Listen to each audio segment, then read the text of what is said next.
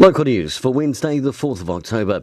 The Rail and Maritime Transport Union yesterday confirmed strike action will take place today, disrupting most train services on the Hutt Valley Line.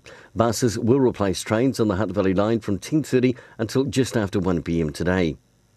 Construction has begun to transform the corner of Queen and Bruce Streets into a container gallery and studios, where aspiring and established Wairarapa artists will create and showcase their work.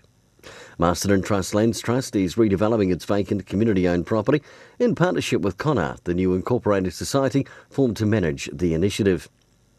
Greenpeace is calling for post-election deals to reject monstrous new offshore oil projects. Earlier this year, Schlumberger bought the world's largest ship, the Amazon Warrior, to seismic blast off the Wairarapa coast over a 7-month period for oil companies, including Statoil and OMV. Greenpeace New Zealand climate campaigner Kate Simcock says if political parties are serious about the environment, then they need to take a stand against reckless oil exploration like this. And in sports, Sam Mason-Smith has won the Capital Football Award for Central League Player of the Year. The award ceremony was held Monday night in the capital. For local news, I'm Brent Gare.